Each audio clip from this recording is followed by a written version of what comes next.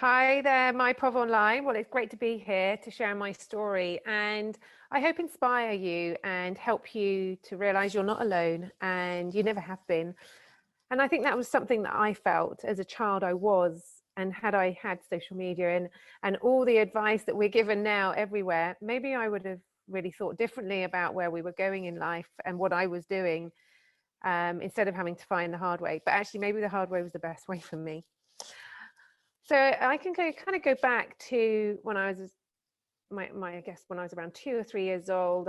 My parents separated. I don't remember anything of that time. I just remember that my first memory was that I lived with my mum and my stepfather. I had two brothers. From time to time, my step siblings would visit, and every other week I would go and see my biological father. And it was great. It was a happy time. I loved my father. He was a very handsome man. He was very funny. He was cheeky. And it was just fun. It was fun. I loved my world and everyone and everything in it. And that's how sort of my younger years went. And the first incident that happened for me was when I was 9 years old, and I was on a holiday with my mother and stepfather, my siblings, and we went to a Greek restaurant every night, and it was brilliant fun. I remember just the two owners. They were just so charming. They were just so much fun. We used to throw plates, and every sort of night we went there. They'd then take us out to see the animals. We'd feed the goats, the donkeys, we'd stroke them all. And it was just a really magical place. And for someone like me who is an animal lover, it was like the perfect holiday. I saw my friends in the day. We were on the beach, and in the evening I was with the animals. It was great, until one particular night that everything changed. And it was the two restaurant owners again took the children, all the children, not just me, all the children away from the families, and out to see the animals.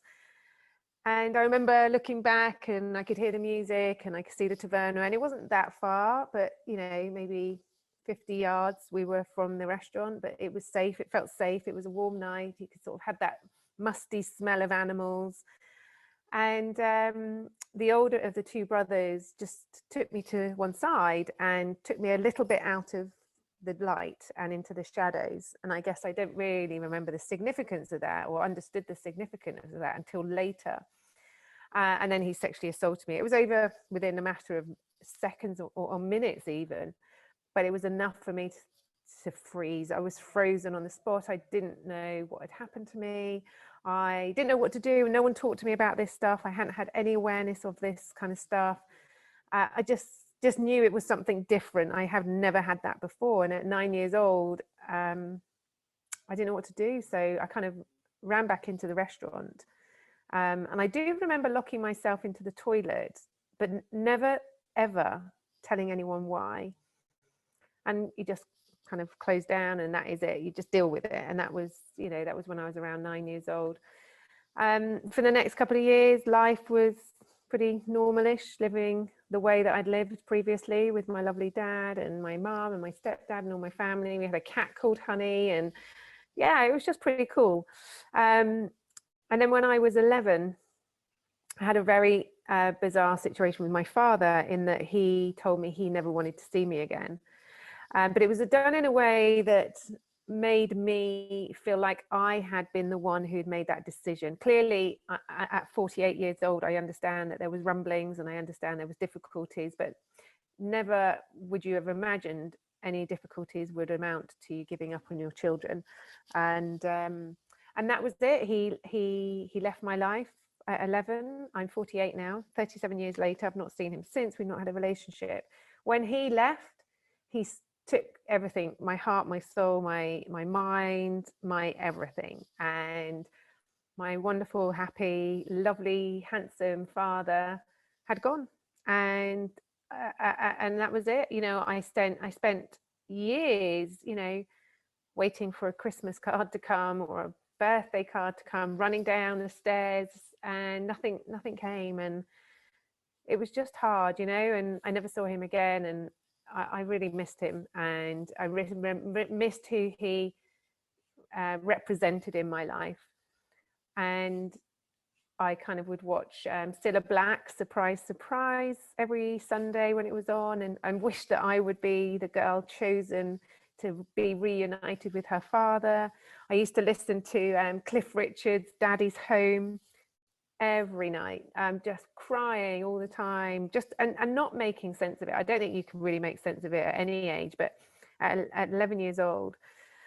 So yeah, that was kind of a real significant moment. And I think that's when everything then changed again for me, because I started having flashbacks to that situation at 9 years old, and then realizing what that meant to my life, and losing my father. And I just kind of fell off the wagon, really. I spiraled out of control. I spiraled into an abyss of darkness.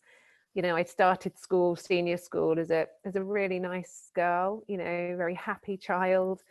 And suddenly it was like, I would say it was probably like someone flicked a switch, and I went from nice to just a horrible child, and didn't like anybody, didn't want to speak to anybody, was a bit of a loner, and just hurting very badly inside from losing my father and abuse. And then a family acquaintance came along who was in his 40s, and he became someone who was interested in me, and he became a new friend to me. And it was kind of nice, actually, that someone was showing a bit of interest in me, and you know, telling me all the things that I think I needed to hear, but not all the things that were good. You know, there weren't good things. And so he became my friend, and that was, you know, the start of a relationship that went from friendship to grooming to sexual abuse to manipulation to degrading to torture to and I kind of look back now as a 48-year-old with the head and shoulders and eyes that you kind of look back and you can see easily how that all happened. But at 12 years old, it's not something that you would know what to do or how to look at it, especially as the child I was very broken. I suffered in school. I was thrown into junior psychiatrists at school, labelled a juvenile delinquent. I was put into isolation, suspended, put on daily reports, told I was a failure, told I was a girl going nowhere. I started drinking and taking drugs around 13 years old. I was bulimic, had OCD, night terrors, flashbacks, constantly needing to go for a wee because I was so nervous, panic, paranoia. I was a late developer, anxiety, nausea as well, and had to be medicated for that. But no one picked up on the fact that I had such severe difficulties. Everybody associated it with my father leaving, which was it was a real easy look. You know, you could look at this child, her father's just left her, she's broken. But it was way more than that. And it was a very dark time. And a time in my life that, you know, I'm sure you've spoken to lots of people who've been traumatized, and, you know, memory loss is a huge part of that because you're protecting yourself. So I don't have really any memory from the moment, that horrible phone call with my father, to obviously all the dark stuff that then followed. I only have memories of dark stuff. So the assault, my father leaving, the abuse. I don't remember anything else. I don't remember it being happy. I don't remember being engaged. I don't remember having many friends. I don't remember stuff. And when I got into sort of my later teens, when I was about 16, 17, I thought, you know what, I need to do something about this. I knew it was wrong.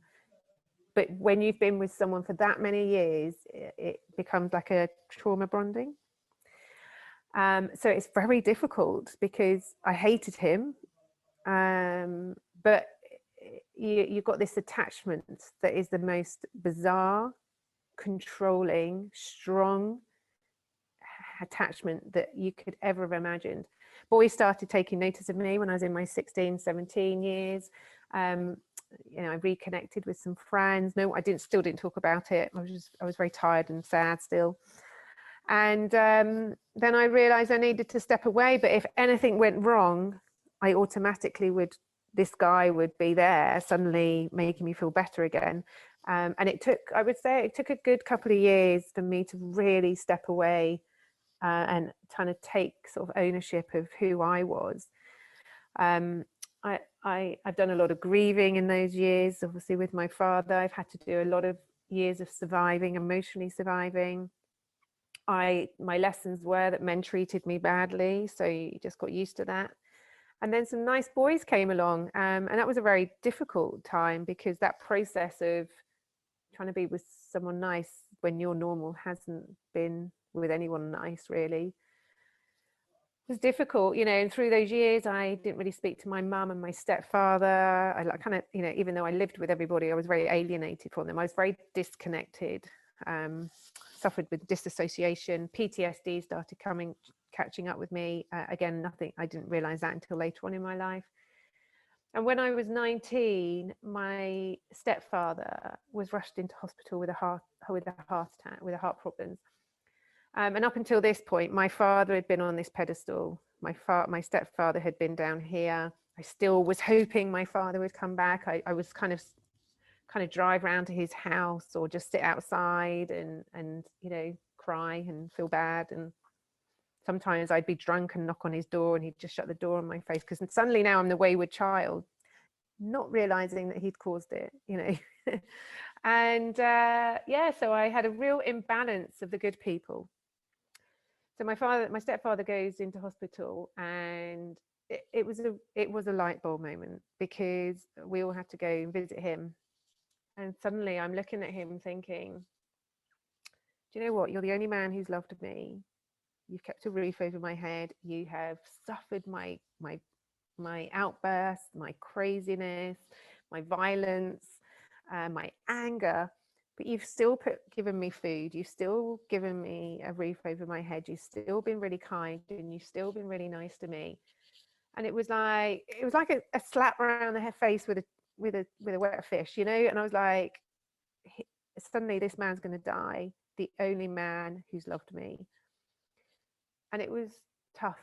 It was really tough, because I didn't want him to die. I suddenly realized that, my father was not a good man for doing what he did. He treated us very badly. And I said to my stepfather, I'm so sorry for everything, for all my bad behavior, but please don't die. I need you. And he's now 84 years old. He's my best friend. He's helped me go through everything difficult in my life and supported me through everything, but been so understanding. So he got through that, and I was around this time that I was working in a bar. I was pretty much the druggy girl, taking everything and everything, and just that's how my life was. But it was a real covering up of my darkness. And this guy, one of the punters, walked in, and he just said, EJ, what do you want to do with your life? So I'm dancing. One of my trades is dancing. I love dancing. And I said, I want to be a dancer. He said, you're never going to be a dancer. And I said, why ever not? He said, because you're always drunk. You're always off your head. You're never straight. You're always just messed up. And I remember thinking, oh my goodness, this is not my legacy. This is not how I want to be remembered. So I took off to Spain when I was 19, did some work for the next 3 years, in and out of the UK, in and out of Spain. I kind of ran away, really, still drinking, still trying to work out what I was going to do, and just trying to find a way to find some sense out of my life. My mother was convinced I was going to be dead or in prison by the time I was 20, and I don't think she was far wrong, actually. I was in some really dark places. I used to get found by the side of the road in bushes by police who would just, oh, that's Emma Jane, let's take her back to her parents. Thank goodness for them, And then I kind of had that kind of light bulb moment there and then. I thought, I just need to change my life. So when I came back from Spain, I did some odd jobs. I did some great jobs. I was in sales, I did marketing, I did PR, I did temping, I was everything. I did an A to Z of work. But nothing felt like it had hit my soul. Nothing felt like it was connecting me to my passions. So I had a high flying sales job when I was 23, stopped drinking when I was 24, and decided to come away from everything and start temping and setting up a dance class. So I gave up this high flying job and temped, set up a dance class. Everyone thought I was crazy. I was like, but this is what I want to do. This means something to me. And I stopped drinking, stopped taking drugs. I also started training in fitness as well. So fitness and dance was my thing. Set up my performing arts school over the next couple of years, and established myself in the well-being, the performing arts arena and the well-being arena, and built up some businesses around me. And they would have been celebrating 21 years this year. Last year 20th, but we couldn't do it with COVID, so this year is 21 years in business. I've been in business 25 years, and that kind of got bigger and bigger. And then I was asked by a local television company if I would share my business story, how I've grown my performing arts school, stage works, and nutritious works, my well-being industry. So I said, yeah, sure, I'll come on.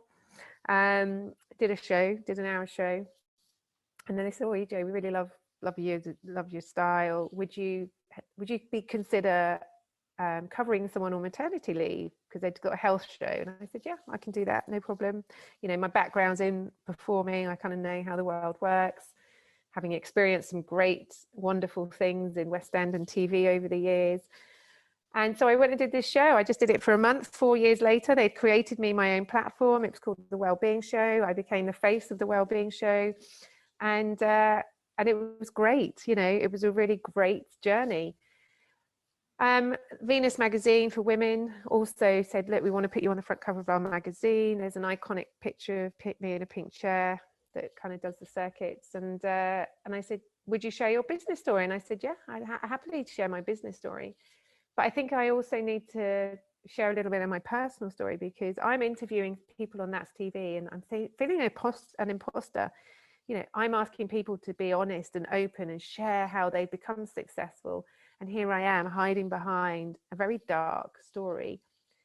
And I never set out to share my story. I never started this career to think I'm going to share my story. But suddenly it felt like the right thing for me to do. So Venus magazine shared my story, and then they had a big event at a football stadium, and they asked if I would compare that and could I share a bit more of my personal story. So I was like, yeah, I can do that. In the meantime, decided I was going to start writing my first book, Don't Hold Back. And a media company, networking company said, EJ, we'd really like you to come down and just share a bit of your story. And I said, yeah, I can do. It was a small event, but you know, everyone from every walk of media was there. And it was really nerve-wracking talking, because I mean, I've talked in business for over 20 years, but now I'm talking about my personal story. I was a bit like, oh, this feels a bit weird. But I came away from that night, and it was a small room, intimate room, and I felt really like, wow, this is good. So when the Venus event came up a few months later, where there was 400 people in the room at a football stadium, I thought, yeah, I'm ready for this. I'm ready to do this. I got pushed down the runway by my chaperone, and I was like, oh, I want to do this. And I had a bit of stick in my throat, and get to the stage, and I was shaking. And I said to the audience, do you know what? I've never shared my personal story before. Bear with me. And the whole room just went, oh. And then afterwards, so many people were coming up to me saying, thank you so much. It's really helped me. It's really helped me understand I'm not alone, that you have gone through this. You have been successful. You have, and when I say successful, I don't mean monetary. Being here, being present, and being in tune with me and being authentic is my biggest success. And so yes, I did that. Don't Hold Back was published in 2018, so that's 3 years ago now. I work on various radio stations. I work on River Radio, Inspire Radio, and I have a podcast called Talk the Taboo, which very much supports the kind of world that you guys do at My POV Online. It's about real voices, real life, sharing topics that support people that are struggling in silence. I'm represented and have become a bit of an activist now for child sex abuse. So I've stepped into this world now where I am raising awareness. I'm about to write book 2. So over the last 3 years, my story has been shared all over the globe in national magazines and print and so on. And just before Christmas, my story was headlined in the Sun newspaper. Someone was reading that and then contacted my PA and said, do you think EJ would write a second book, you know, to raise awareness of what she has understood, she could have, you know, what she's learned that could help other people and generations. And I said, forget it, I am not writing another book. And here I am. I've thick into book number 2, and it's all about raising awareness for child sex abuse. I work with a PR company and obviously my agents. I speak to men and women across the globe. I've got I haven't even got to phase 1 of my book, and I've got over 100 people contributing and helping and supporting me, because and Twitter has been great because there's a lot of people on Twitter supporting the work. But there was so many, you know, I'm 1 in a million of people who've been abused. There's no competition on your story. It's all relative. And it's the most important thing is that we are united in a voice, because when we unite, we become very strong. And when we become very strong, we can get messages out there. So my book number 2 is really about raising awareness, helping to reduce sexual offences by knowledge. And, you know, like I say, I can't say too much, but there's a lot in that book that was going to be probably quite controversial for people, but I don't care, because if it gets the conversation going and it helps to reduce the crime, then it's done a good job and it's been a tick in the box. So yeah, so that is where I'm at now. And, you know, I look back and I think, you know, when I left school, my headmistress told me I was the failure and the girl going nowhere. And my advice is to anyone listening or watching this, take no notice of what people call you, and people who knock you down. You're better than that. You are stronger than that, and you are much more able. One thing I have learned is being abused means you don't live the normal that everyone talks about. But if you understand it's your normal, and you find your peace from that pain, you can find your success. And once you can find your success, your world will become a place where you may never even have thought you would have recognized all those years ago. And I have a daughter, I have a 12-year-old daughter. I'm very happy. I am very engaged with my businesses. I have, you know, 2 great businesses, great team. I have a lot of gratitude for my team. They're all far more talented than me. And I work with anybody who has a voice, who wants to raise awareness, who wants to do what they can to support child sex abuse now, because it's about change, and change won't happen unless we put some fundamental changes in place. I've recently reconnected with my school friends. Now, this was a piece of my puzzle I didn't realize was missing until recently. And I shared with them my story, and they're all contributing in some way to the book as well, because they all recognize now, hindsight is a great thing. You know, I was a very nervous child, and one of my school friends wrote to me yesterday saying, I remember you shaking and just being sick all the time. And of course, now what I know, and if we'd have had something in place for these things, we could have helped you. And she blamed herself and was like, it's not your fault, it's no one's fault, it's just the way, you know, we were in the 20th century. You know, I'm a 1970s baby, we didn't talk about this stuff. And so they're very supportive now. And, you know, I left school thinking I didn't have any friends, when actually I have the most beautiful friends, the kindest souls. And clearly we were all so disconnected in that world, because we lived in a world where people didn't talk. We now live in a world where people talk, but social media and technology has come in, and I think it's probably even harder. And that's why it's really important to keep talking. So that's my story, my POV Online, and I'm just thrilled that I have had the opportunity to work with you guys and share my story, because it's important to get these messages out.